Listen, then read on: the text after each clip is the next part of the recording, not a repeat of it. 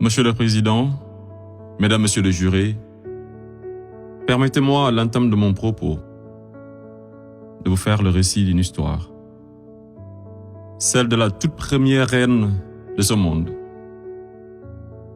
Une reine d'une beauté légendaire, au cœur pur et généreux, à qui la nature avait fait don de richesses inestimables.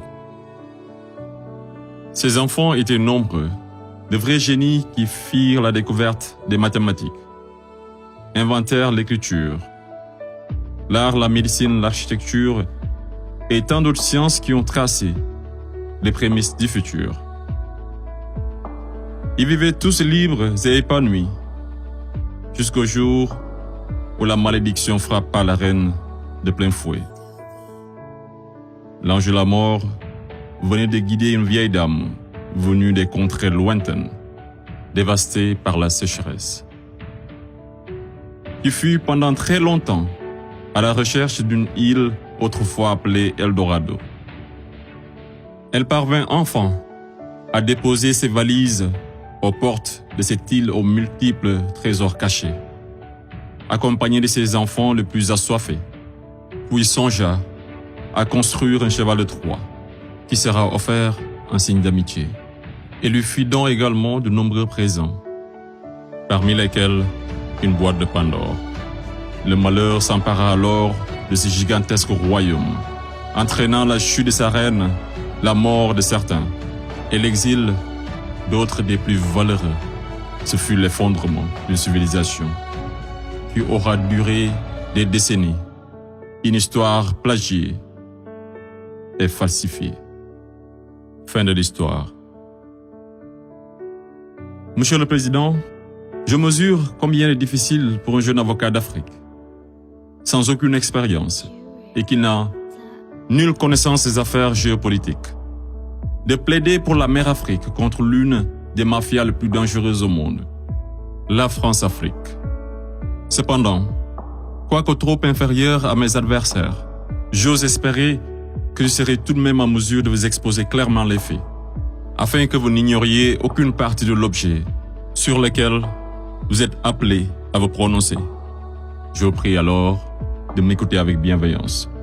Mesdames, Messieurs les jurés, vous n'êtes pas sans savoir que l'Afrique a été réduite à 400 ans d'esclavage, à 250 ans de colonisation.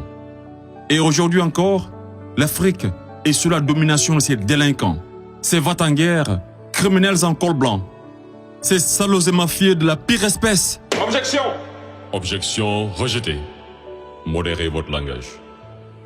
Désolé, Monsieur le Président.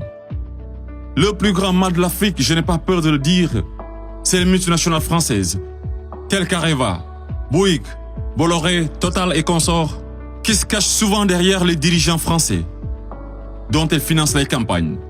Et en contrepartie, ces derniers sont tenus de mettre la pression sur certains dirigeants africains, qui, de peur de finir comme un Thomas Sankara, ou un Sylvanus Olympio, ou encore un Muammar Kadhafi, pour ne citer que cela, se voient contraints de leur accorder le plus gros marché, sans passer par aucun appel d'offres, sans oublier toutes les mallettes d'argent qui sont envoyées en direction de l'Élysée, pendant que les pauvres Africains crèvent de faim dans les quartiers délabrés. Et on s'étonne de voir de jeunes Africains désespérés s'embarquer sur le navire de fortune à la quête d'une vie meilleure. Et je vous assure qu'ils sont nombreux parmi ces jeunes à avoir tenté toutes les voies et moyens légaux, mais en vain. Pendant ce temps, la France et l'Union européenne se font des fortunes derrière leur business le plus lucratif, les demandes de visa Schengen, qui sont pour la plupart rejetées sans aucun motif valable. Monsieur le Président, avant que je n'oublie, permettez-moi de poser une question à la France-Afrique. Parmi tous les leaders africains morts assassinés, pouvez-vous nous citer ne serait-ce qu'un qui fut réputé un grand ami de la France? J'imagine qu'il n'y en a pas eu. Mesdames, Messieurs les jurés, je vous laisse juger. Monsieur le Président, j'accuse la France, la France-Afrique, de crimes contre l'humanité, de crimes d'agression, de crimes économiques et d'avoir été derrière des crimes de génocide. La plupart des dirigeants français sous la Ve République me rappellent des propos d'un homme sage qui disait, je cite, « Les postes éminents rendent les grands hommes encore plus grands et les petits hommes encore plus petits. » Fin de citation. Et le pire d'entre eux, c'est ce nain assassin de Sarko.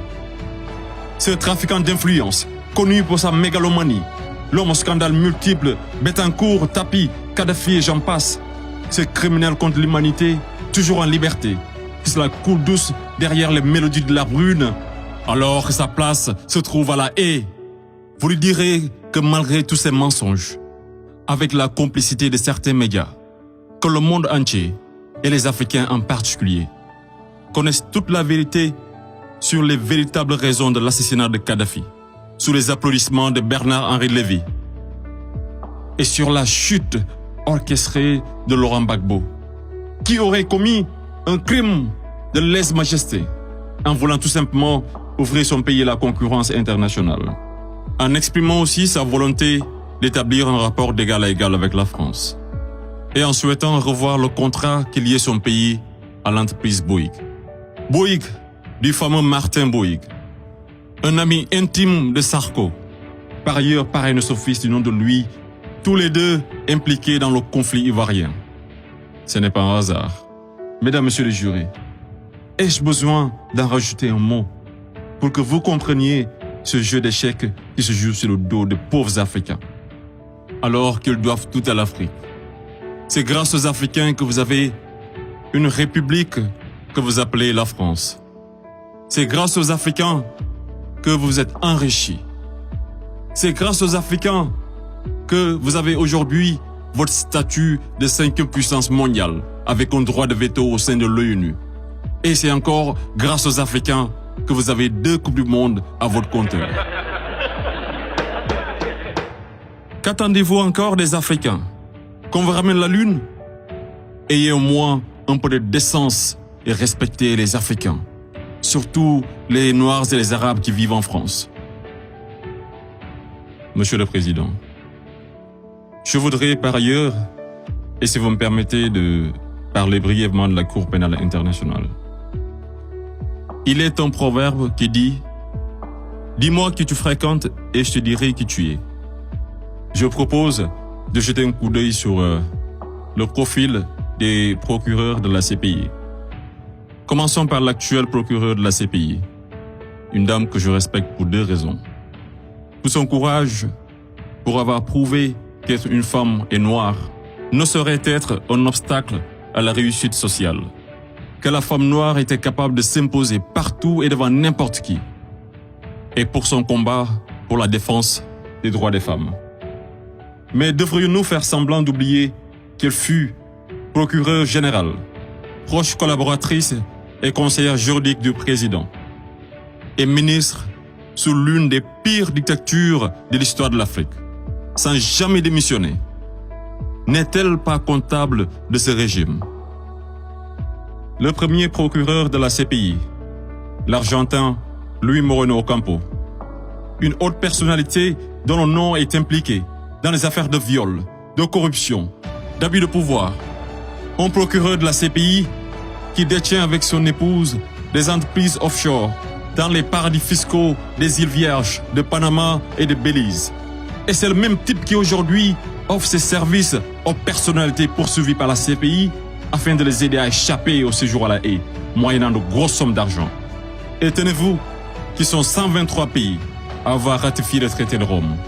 Et sur 10 enquêtes ouvertes, 9 sont africaines. Je me pose la question à savoir, sommes-nous dans une cour pénale internationale ou africaine? Voilà une cour qui représente pour les Occidentaux un instrument d'oppression et de domination des Africains et de leurs dirigeants. C'est pourquoi l'Afrique a besoin d'une cour pénale africaine, par les Africains, rien que pour les Africains et financée par les Africains.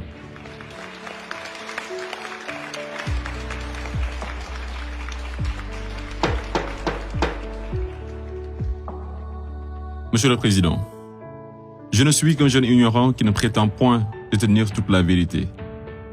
C'est pourquoi je vous apporte des documents qui vous permettront d'y voir un peu plus clair. À l'exemple de cette copie d'une conférence de François-Xavier Verschave intitulée De la France-Afrique à la Mafia-Afrique. Je salue également le courage de ces hommes et femmes de valeur qui osent lever leur voix pour défendre les intérêts de l'Afrique.